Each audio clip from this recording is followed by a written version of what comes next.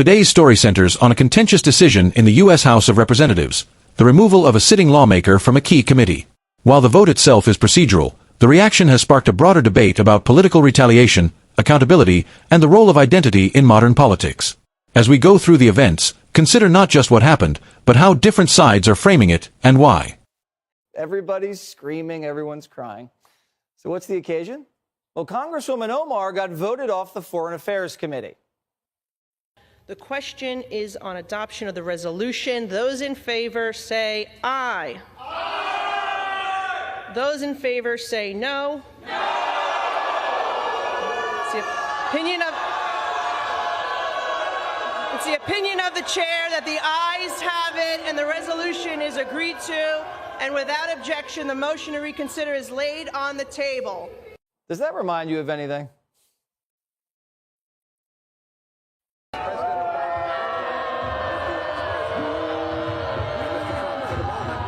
At this point, it's important to step back and examine the competing narratives.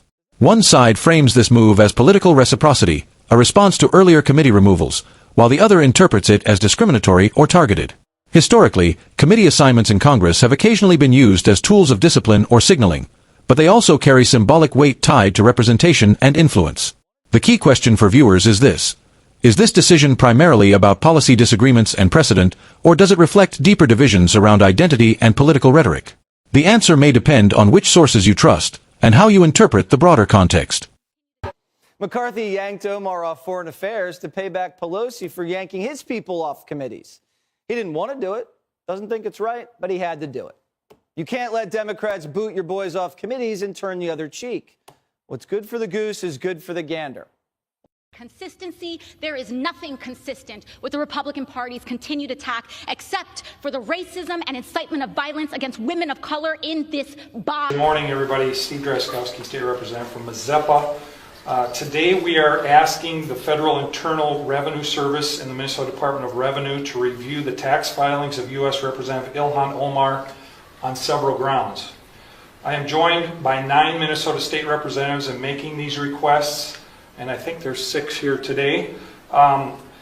These representatives include Glenn Gruenhagen of Glencoe, Eric Lucero of Dayton, Shane Mecklin of Clear Lake, Tim Miller of Prinsburg, Linda Runbeck of Circle Pines, Cal Barr of East Bethel, John Poston of Lakeshore, Dwayne Quam of Byron, and Jeremy Munson of Lake Crystal. We are making this request on 3 direct grounds. First, Representative Omar improperly and deliberately filed for a tax status for which she was not qualified, an illegal action in both federal and state law. The Minnesota Campaign Finance Board found on June 6th of this year that she illegally used campaign funds to pay a law firm to review her tax records.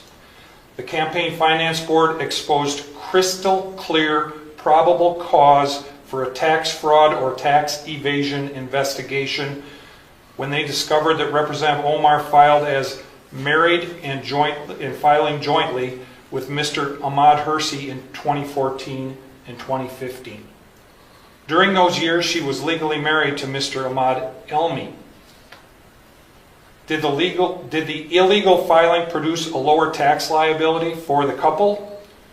Did her illegal tax filing bring her tax exemption for which she was not legally qualified?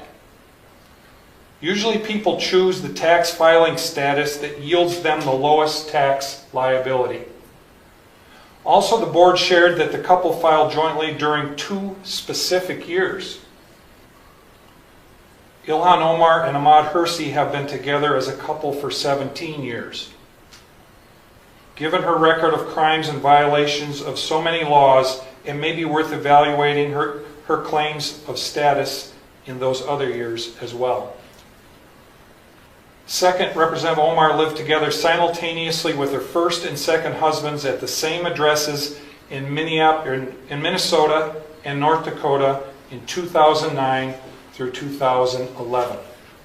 The tax enforcers may need to check if she used an illegal tax filing status and obtained tax deductions, including standard deduction levels for which she was not qualified in those years.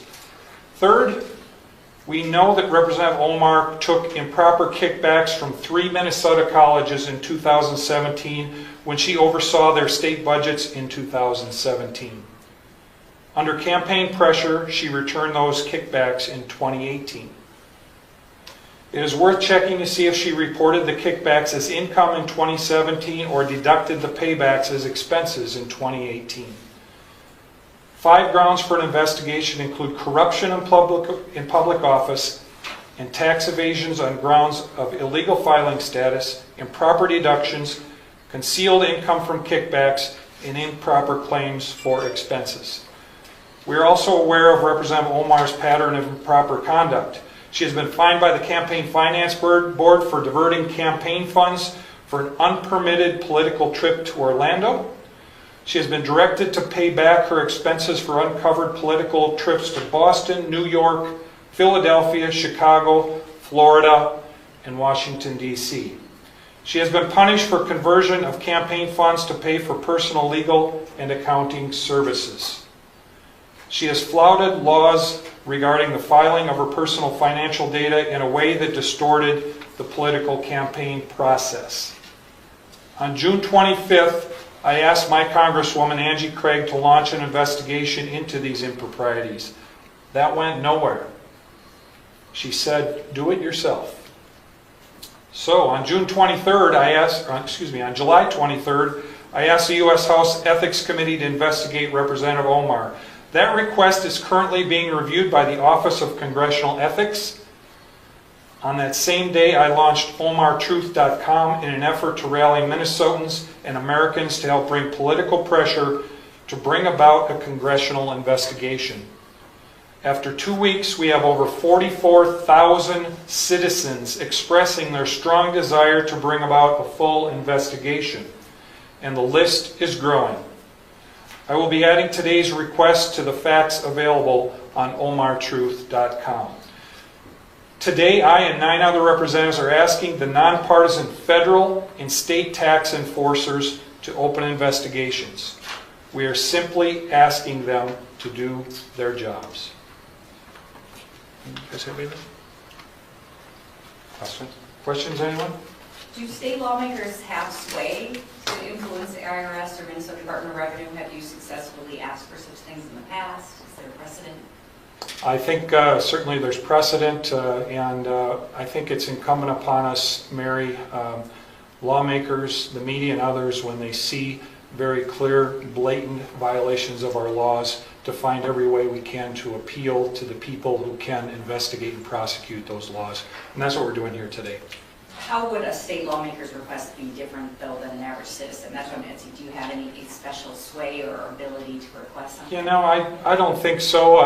You know, I guess the fact that we each represent 40,000 people might be helpful, and it might be something that that those individuals take under consideration. But this gives us an ability, I think, to, in an organized, deliberative fashion, say, we have asked the Minnesota Department of Revenue to do their job. We have asked the IRS to do their job. Before we got here today, we don't know if they have been fully informed and appraised of these facts.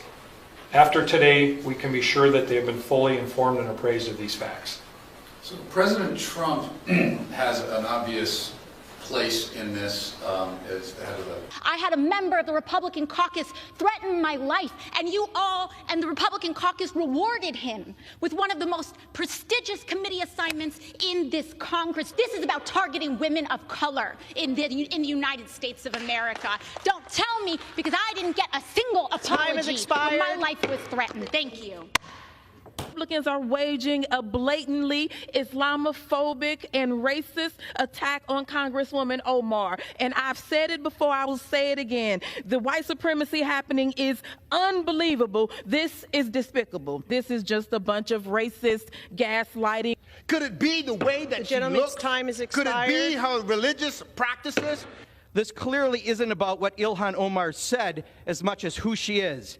Being a smart, outspoken black woman of a Muslim faith is apparently the issue. The GOP is now doing what it is best at, weaponizing hate against a black, beautiful Muslim woman. They turn Congress into a place of fear-mongering hate. It is so painful to watch who you all are, really. The gentlewoman's time has expired. Omar will not be silenced. The gentlewoman's time has expired. To Congressman Omar, I am so sorry, sis, that our country is failing you today through this chamber. You belong The gentlewoman is no longer. Well, I am Muslim. I am an immigrant, and interestingly, from Africa. This segment reflects how a procedural decision in Congress can quickly evolve into a broader cultural and political flashpoint. Beyond the immediate vote, the reactions highlight deep divisions in how accountability, fairness, and representation are understood in today's political environment. While some view this as justified action based on precedent, others see it as part of a larger pattern of political targeting. For viewers, the takeaway is to evaluate both the facts of the decision and the framing around it. What's your perspective? Political accountability or partisan escalation? Let us know in the comments, and don't forget to like, share, and subscribe for more balanced, fact-based analysis of the stories shaping today's political landscape.